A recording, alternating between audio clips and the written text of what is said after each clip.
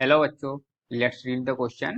A cell burst on contact with the ground and pieces from it fly in all directions with all velocities up to 80 feet per second. Show that a man 100 feet away in danger for 5 upon 2 seconds use g is equal to 32 feet per second square. Question क्या है? Question में हमें दिया है कि एक cell है जो जो एक ग्राउंड पर गिरने के बाद उसके बहुत सारे टुकड़े हो जाते हैं, पीसेस में बट जा रही है और उसके सारे पीस सभी डायरेक्शन में सभी वेलोसिटी से फ्लाई हो रहे हैं। ठीक है, तो उसके जो भी टुकड़े होंगे वो एक क्या है, प्रोजेक्टाइल मोशन कर रहे होंगे। और इसमें दिया हुआ कि velocity all velocities up to 80 feet per second, तो यानी कि जो मैक्सिमम वेलोसिटी है वो 80 फीट पर सेकेंड तक की सभी वेलोसिटी पे वो उसके टुकड़े उड़ के प्रोजेक्टाइल मोशन कर रहे हैं। So that the man 100 feet अबे, एक आदमी जो उस पॉइंट से 100 फीट दूर खड़ा है, is in danger for 5/√2 second, यानी कि वो उसको खतरा रहेगा 5/2 सेकेंड तक के लिए। हमें जी की वैल्यू जो यूज करनी है क्वेश्चन में वो दी हुई है। तो लेट्स सॉल्व द क्वेश्चन। अब भाई सबसे पहले हम इसमें देखते हैं की कॉन्सेप्ट हम क्या यूज करने वाले हैं।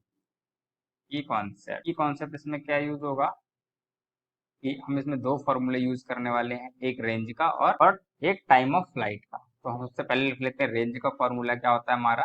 रेंज का R is equal to u square sine 2 theta upon g, ये होता है हमारा रेंज का फॉर्मूला। और दूसरा फॉर्मूला हम जिसमें यूज करेंगे वो होगा हमारा फ्लाइट टाइम ऑफ फ्लाइट का फॉर्मूला, तो जो कि होता है T is equal to 2u sine upon g. ठीक है, तो ये दो हमारे की कॉन्सेप्ट के फॉर्मूले के रूप में यहाँ पर हम यूज करेंगे। तो सबसे पहले हमने जो क्वेश्चन में समझा उसको डायग्राम से दिखा लेते हैं। डायग्राम में क्या होगा कि यहाँ पर एक हमने मान लिया कि वो ऑब्जेक्ट जमीन से गिरा और उसके टुकड़े टुकड़े हो गए, यानी कि वो हर डायरेक्शन में इस तरह से उसके टुकड़े जा रहे होंगे।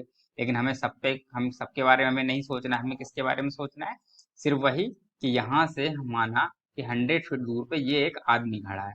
ठीक है, मान लिया ये आदमी खड़ा है जो कि इसके बीच की दूरी कितनी है, 100 फीट है। तो यहाँ से जो टुकड़ा है जो मैक्सिमम जो जा सकता है, यानी कि हम मानते हैं मैक्सिमम स्पीड इसकी 80 है, 80 फीट पर सेकेंड। ठीक है, तो यानी कि 80 की जो स्पीड होगा वो मैक्सिमम टुकड़ा कहाँ कौन सा इसे जाके लगेगा। ठीक है, और डेंजर में हमें पूछा है, तो हम जैसा कि हम लोग अच्छे से जानते हैं कि कोई भी प्रोजेक्टाइल जब मोशन करता है, कोई भी ऑब्जेक्ट को हम गेंद को फेंकते हैं, तो दो एंगल ऐसे होते हैं जिनसे उसकी रेंज सेम रहती है। तो हमें क्या है, हमें कुल मिला के रेंज दी हुई है यहाँ पे क्या है, 100 फीट, यानी कि हमें ऐसे दो एंगल्स निकालने हैं जो 100 फीट पहुंचा सकें इस पत्थर को, यानी कि इसके टुकड़े को। ठीक है, तो वो एंगल हम बहुत अच्छे से जानते हैं कि अगर हमने पढ़ा है कि अगर एक एंगल थीटा है तो दूसरा एंगल कितना होता है, 90 - थीटा। ये तो हमको याद ही है। ठीक है, तो हमको इसके बारे में सोच के चलना होगा इसे। तो हम डायग्राम बना लेते हैं कि मान लिया हमने कि एक एंगल जो इस तरह से हमने गया उड़ते हुए और यहाँ पे जाके इसे लगा। ठीक है, ये और दूसरा क्या होगा, ये अगर हमने ये थीटा मान लिया, ये थीटा वेलोसिटी से गया है। ठीक है, और दूसरा क्या होगा, दूसरा 90 - थीटा होगा, यानी कि दूसरा कुछ ऐसे होगा, कुछ इस तरह से जाएगा, ऐसे करके जाएगा और इस तरह से यहाँ पर गिरेगा। तो यानी कि इसको हम ग्रीन कलर से दिखा लेते हैं, ये वेलोसिटी से जाएगा और ये एंगल जो ग्रीन वाला हम बना लेते हैं, ये कितना होगा, 90 - थीटा। ठीक है, तो ये दो एंगल होंगे जिनसे ये जाके उसे टकरा सकता है और लग सकता है। हम इसको सॉल्व करना स्टार्ट करते हैं। अब हमें रेंज का फॉर्मूला पता है, रेंज का फॉर्मूला क्या होता है, R is equal to u square sine 2 theta by g, ये हमारा रेंज का फॉर्मूला होता है। और हमें रेंज दी हुई है कितनी है, 100 फीट, तो हमें 100 फीट रेंज लगा लेनी है। तो हम यहाँ फॉर्मूले में लगा लेते हैं, रेंज की जगह हमने लिख लिया 100, यू की वैल्यू हम कितनी मैक्सिमम ले लेते हैं 80, और इसका स्क्वायर साइन 2 थीटा, 2 थीटा को हम 2 थीटा ही रहने देते हैं।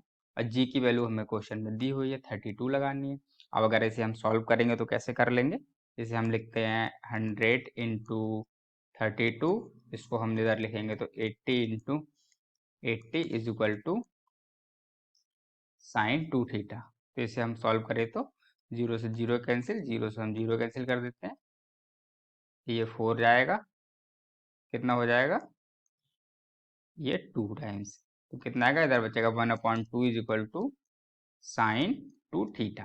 ठीक है, तो यानी कि साइन 2 थीटा की वैल्यू आ गई 1/2। तो साइन 1/2 किसने एंगल की वैल्यू होती है, साइन 30 की वैल्यू। तो हम इसे लिख सकते हैं इधर साइन 30 1/2 की जगह is equal to sine 2 theta. तो हमने इतना सॉल्व कर लिया, यानी कि 30 इज इक्वल टू कितना आ रहा है, 2 थीटा। तो हम यहाँ से लिख सकते हैं, थीटा की वैल्यू निकाल ली हमने, थीटा इज इक्वल टू हमारा कितना आ गया, 30/2, यानी कि थीटा बराबर आ गया 15 डिग्री।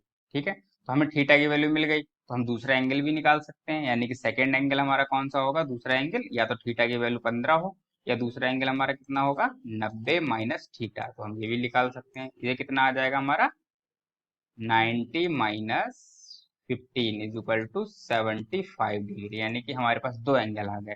थीटा की वैल्यू कौन कौन सी, दो वैल्यूज पे 100 फीट पे जाके टुकड़ा उसका गिरेगा, वो कौन कौन से दो एंगल होंगे, एक थीटा की वैल्यू या तो हो 15 डिग्री, ठीक है, या उसकी वैल्यू कितनी हो 75 डिग्री। ठीक है, तो यहाँ तक समझ में आ गया होगा कि थीटा की वैल्यू 15 डिग्री और 75 डिग्री पे रेंज जो है 100 फीट हो सकती है। ठीक है, अब हमें हमसे पूछा क्या है कि वह कितने टाइम तक डेंजर में होगा, यानी कि हमसे सेकंड में टाइम पूछा गया है कि सेकंड, कितने सेकंड तक।